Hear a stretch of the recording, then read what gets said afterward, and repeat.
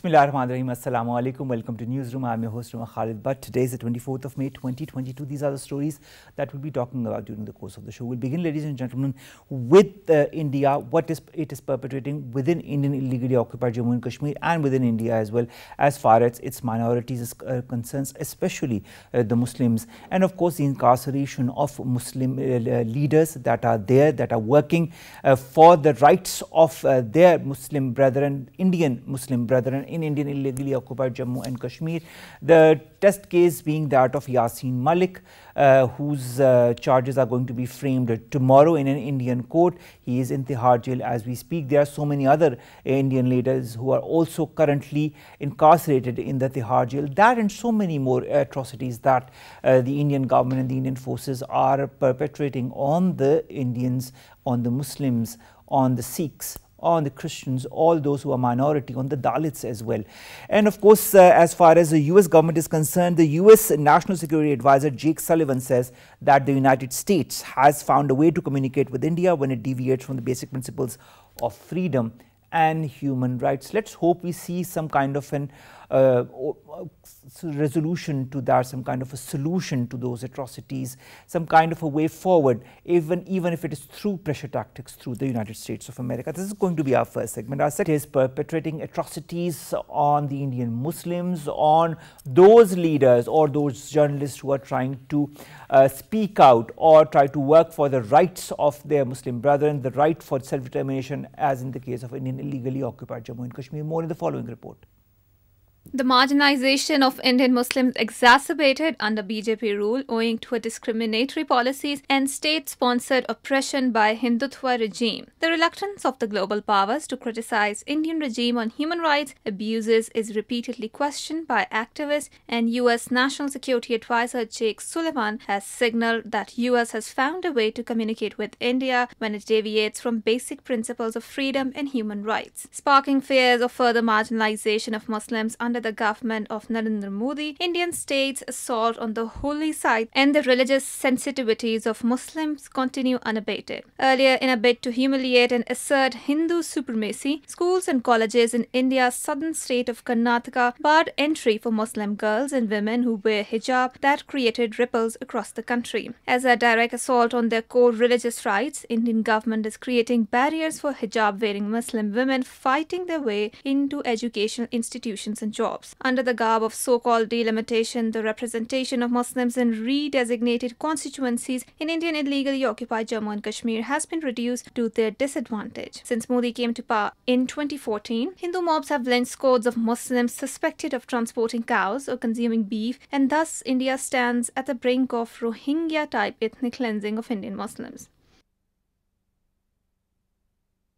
Online, he's a former ambassador. Dr. Jamil, thank you very much to have joined us. It's a pleasure to have you for our show. Dr. Jamil, when we look at the atrocities perpetrated by the Indian government, it's not the first time that I'm talking to you on this very issue, but there seems to be an exaggerated look or an exaggerated effort by the Indian government or the Indian forces to continue with these measures unabated. And of course, despite whatever kind of pressure tactics we are hearing or reading, there seems to be no effect on the Indian government whatsoever. Is there any particular reason for that? Yeah, there are definitely about a couple of reasons. And one of the reasons are that India has been able to run a counter propaganda. Even in case of, I was listening to your intro, and I was listening to the documentary which was just shown. India was able to run about more than 300 different websites for the propaganda all over the world. And India got scot-free from there. India has been able to has the outreach with various countries, and has been able to partially convince them that it is their internal matter and there is an uprising. Now, the bigger question is that why the international law, once people see it being violated, once the international community is watching it, that it's being violated, why they are really quiet? The answer to that, but first of all, let's examine that what are those international laws and how it's being really violated sequentially. Now, First, the Indian, how they started this time, although they are violating the human rights and Indian international law for the last 7 decades, but the culminating, the turning point was once they promulgated or once they abrogated the Article 370 and 35 of the Indian Constitution, depriving the Kashmiris of Dr. their Jamil, was the basic right abrogation of for Articles 370 and 35A the tipping point for the Indian government under Narendra Modi or the Indian forces to exaggerate, to exacerbate the current spate of brutalities that it is perpetrating on the people, especially Muslims? in fact, that's how they were trying to my understanding, that's how they tried to read the pulse of the international community, and they went step by step. Now, after abrogating their articles, which we just referred, and that article is so cardinal, so important that because of that article, what they have started doing, the domicile law, the demography change, the atrocities, and all what is happening, even the shifting of the citizens of various shade and various religions in Kashmir against Article 35, which was abrogated, that was the only safety wall and protection that was given to them even during the Raja Maharaja time. That was the understanding in writing between the Kashmiris and the Indian government of that time. But once they saw that nothing happened to them, they started going on to other atrocities. Dr. Jamil, now let's also talk about Dr. Jamil, I'd like to direct you towards the country that India currently listens to the most, and that is the United States of America, because of course there is a strong relationship between the two, and the United States is also keeping India as one of its strongest allies in the region. Now, I'd like to direct you to what Jake Sullivan said very recently, and he said that the United States has found a way to communicate with India when it deviates from the basic principles of freedom and human rights. But the deviation from the basic principles of freedom and human rights has been going on since quite some time. How do you feel has the United States been able to communicate that to India, that whatever it is doing is wrong? And if so, why isn't India reacting the way it needs to or should? Basically, Jack Sullivan, what he has said is basically to address the world community that the US, the United States is a propellant of the human right.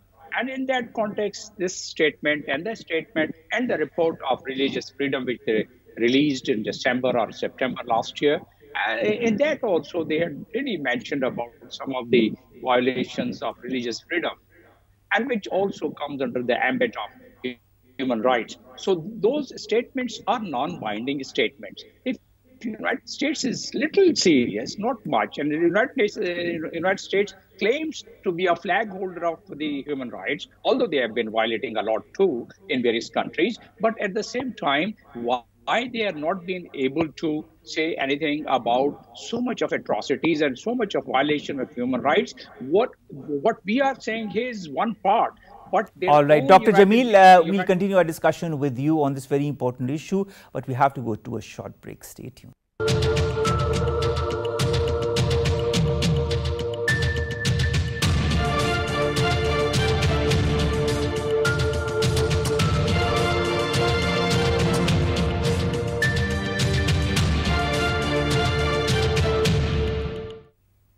Welcome back, and we're talking about the Indian atrocities as far as the Muslims are concerned, and also those Muslim leaders and those Muslim journalists who are trying to say a voice and be the voice of those Muslims who are being under the pressure of the BJP government, of the Indian forces in the Indian held valley or in other parts of India.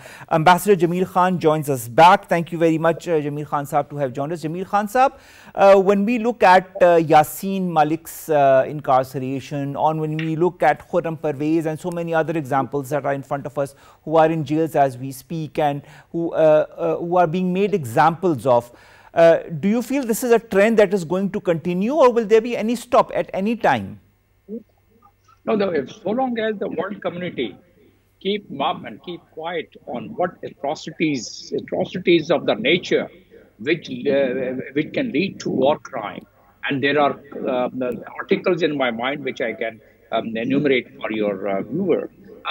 Once they can go scot-free from 750 websites through which they've been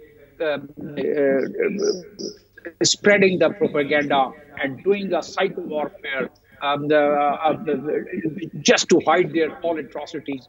And Yasin Malik is one of those sequences which Indians have really planned it to the extent that now that they have almost changed the demography, now that after the domicile law, and now after the 7 different constituencies, additional constituencies which they have created, now what it appears very pertinent, very evident, that they are going to now go for the plebiscite under UN Security Council Article 75. That's what 77, and that's what they were planning right from the very beginning. Coming on the Yasin Malik is very vocal even in the court. Said, well, if it is to curb the freedom fight, to curb the azadi, or what he said in his own words, then he would like to continue with that struggle. And that struggle is covered under the General Assembly Resolution 4926. But then the world community, once they don't say anything about it, the Indians would carry on their agenda of Hindutva and their agenda propelled by the RSS. Yasin Malik case is very evident. Now it's terror financing belonging to a terror group. And the conviction on the basis of that, not even the OIC has said anything. I'm really quite surprised. And OIC, in its charter, it's embedded that if there is some atrocities or if the Muslims are marginalized anywhere, the OIC would take up their matter. So even there, European Union, they've been claiming about the human rights all over the world. They have not said anything. What to talk of the European Union, the United Nations. But their attention is diverted to Ukraine. When it comes to Ukraine, Ambassador Jamil Khan Saab, they're all together as one and talking about the human rights situation as far as Ukraine is concerned. So. Why have they never talked about the same way as one voice as far as the people of Indian illegally occupied Jammu and Kashmir are concerned? Yeah, because the 2 reasons. One, that they have the strong ally. The Indians have strategic alliance with the United States, and the United States have its allies who are now keeping quiet because they have their the linked interest with the United States and Indians. Number one. Number two, Indians, as I was mentioning, 750 Indian Chronica. They were doing propaganda just to address the public sentiments and those voices of the human right. Now imagine the human right and the Geneva Convention by itself, Article 49. It's so clear that any human right violation can attract an additional protocol of the Geneva Convention, Article 20. And Article 20 leads to the war crime. But no one is really keeping quiet. What is to be done now? Now, 3-pronged action by the countries who really want to have the Kashmir and want to have the human right, go by the international law. And those countries, including Pakistan, is the flag holder of the voices and the advocacy of Kashmiris. They have to do the 3-pronged action. One, that the legal diplomacy. Second, the traditional diplomacy. Third is the diplomacy.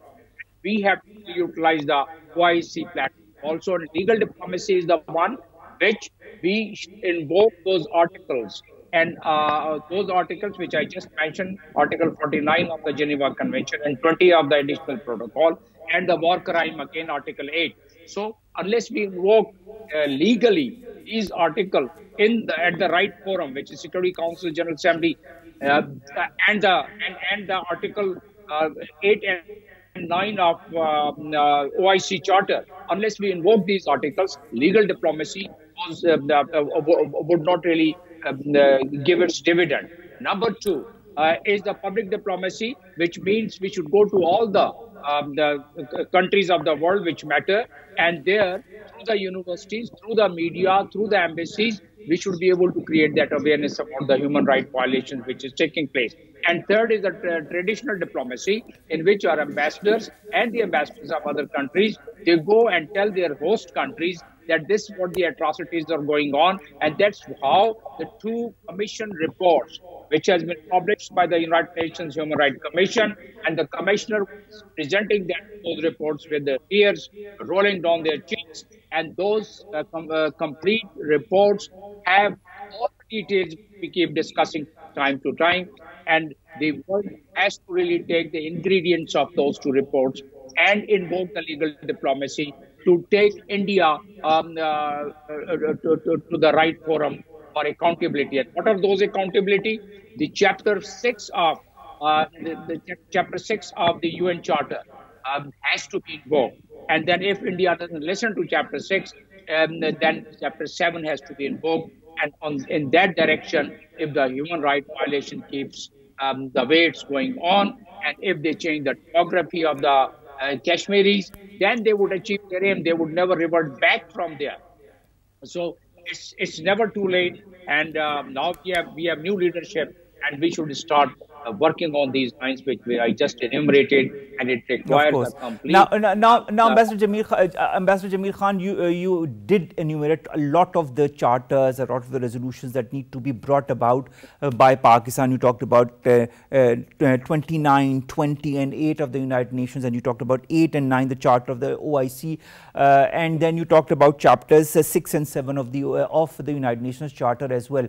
That is all good, and I don't think this Pakistan hasn't talked about these chapters or these charters in the past as well. I think Pakistan has time and again on the fora of the United Nations, on the fora of the OIC, and on other fora highlighted this issue as well. But in my respectable and humble point of view, Jamil Saab, do you feel that it is only Pakistan's responsibility to highlight the Kashmir issue? Isn't it also the responsibility of the West? Isn't it also the responsibility of other important stakeholders in global economics and politics that need to highlight this issue? No, this is what I was mentioning, that the world community, the OIC members and the Europeans, all the members of the United Nations, 193 countries, they are morally and legally bound because they are the signatory of the UN Charter. They are the signatories of the. But Jamil Saab, they might be signatory to that, they might be legally bound, as you yourself have said, and I stand corrected. Nevertheless, they are not taking that tangible action. We have seen the OIC come up in the last few days as well to strongly condemn the delimitation report that, of course, segregates again the Indian illegally occupied Jammu and Kashmir in a way that highlights the Hindus as a majority and no longer the Muslims as a majority. Nevertheless, don't you feel the OIC and other organizations need to go a bit beyond passing resolutions and statements and need to put pressure tactics on India? I think what is needed by OIC and even the world community, because if the international law is violated, and the human rights are the international law basically, if they are violated, and as I was mentioning, the changing of the demography of any disputed territory in any part of the world, it attracts Article 8 of the International Criminal Court. So in order to invoke, in order to mention it through the public diplomacy, it doesn't make much difference, except creating the awareness. What you are mentioning, we've been doing it mostly. Yes, we have mentioned it in General Assembly. Yes, we have mentioned it in the annual speech of the Prime Minister. Yes, we have mentioned it, and that covers the public diplomacy. If we are serious, and we are in fact serious, then in that case, we have to then work with those countries who are on the Security Council. I know it's vetoed most of the time, but how many times they can veto it? Number one. And there is available forum. If it's vetoed by the Security Council, it goes to the General Assembly, and OIC, they have 57 members. And those 57 members can matter a lot. Not only that, the OIC, they have their article number 10, under which they can call the extraordinary meeting of the head of the states. And head of the states must they decide and send that resolution to the General Assembly. General Assembly passes that resolution, sends it to the Security Council. Security Council has to listen to it and has to make it as an agenda point, has to pass a resolution. Even if it's vetoed by United States or some other country, it would have its value. If nothing else, the countries who feel that the human rights are being violated, and of course OIC countries should feel, and most of them they feel, it's just matter of their heads and matter of the respective But head Ambassador of the Jamil Khan countries that we Saab, should with do due the respect, boycott. aren't we Ambassador Jamil Khan Saab, with due respect, aren't we beyond resolutions, beyond statements? Isn't it time for action, pressure tactics, and movements in order to curtail these barbarities of India? That's right. The pressure tactics in the world where we are we have to abide by the international law are those three the components of the international protocol and the international law, which I just mentioned: legal, public, and the traditional. The public diplomacy is one where we can bring all over the world the bottom up pressure. And the bottom up pressure, no country can sustain it. The bottom up pressure, if their own people, they say, yes, there is a human rights violation, and people at large, they do definitely feel it. It's a matter of just bringing that awareness in those respective society, but that needs a lot of efforts. Not only one country like Pakistan cannot do it all over the world. I agree with you. It has to be joined by the member states of OIC who have in their own charter the causes of the Muslim wherever they are marginalized in such like Kashmir and Palestine. Palestine is mentioned in their preamble of the OIC, and that has not been resolved. Kashmir comes under the spotlight of the OIC, but only the working group, 3 members, 4 members, they give statements. And last time, luckily, we had one resolution passed by the Council of the Foreign Ministers. But beyond that, there are a lot more things in the charter of the OIC. And somehow that's not being, and why it has not been invoked, there are reasons. Because these countries who are the member of the OIC, and particularly the countries who really matter in the OIC, they are having a direct strategic relations now, and they are the allies of the United States and those who are allied with the United States.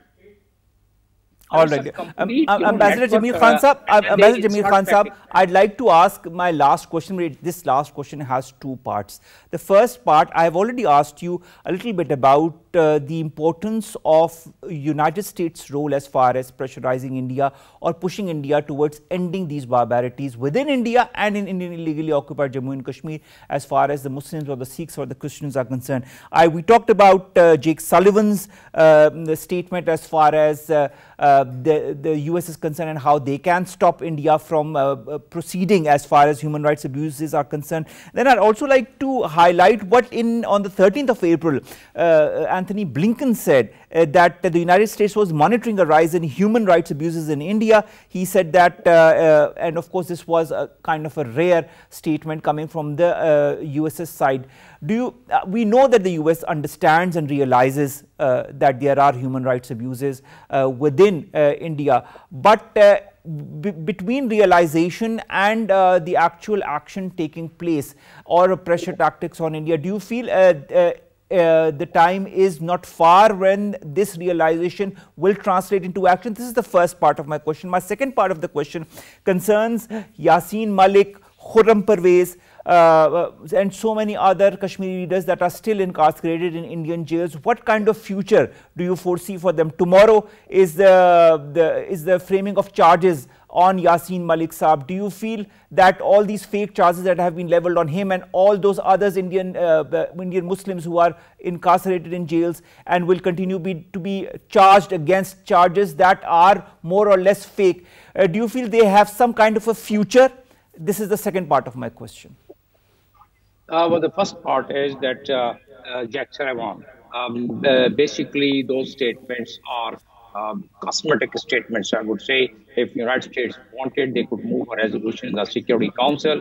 If nothing else, they would have asked the Security Council to implement its own resolution, which are about 8 resolutions related to the matters of the Kashmir, including resolution 47 and 48 and so on. So they have not done that. This was just a non-binary statements, which is under their own the system of writing reports about various countries of religious freedom and the human rights violations. So that has been done. The second part of the question is that incarceration of the Kashmiri leaders. The scores and scores of Kashmiri leaders have been incarcerated.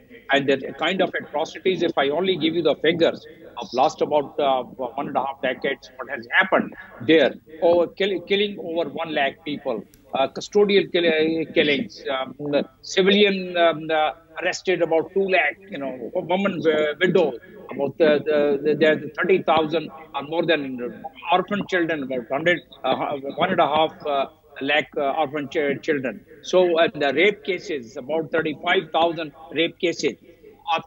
And these are the reports which has been reflected not only in the Human Rights Commissions, but also United Nations and General Assembly report, where there are about maximum pellets ever fired anywhere in any part of the world, and people got blinded was Kashmir.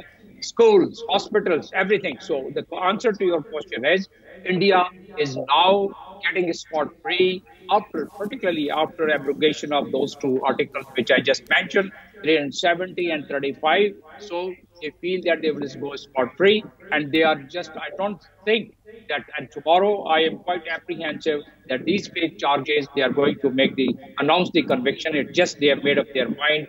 I have monitored these proceedings of the court and these false charges, and Yasir Malik's own statement gives us the indication that he's going to be convicted.